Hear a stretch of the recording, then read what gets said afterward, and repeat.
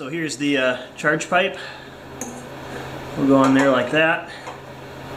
Come back here to this port. I got to cut this down yet, and I got to get a 90-degree elbow to go from this to that. This is the hose off of the pair valve.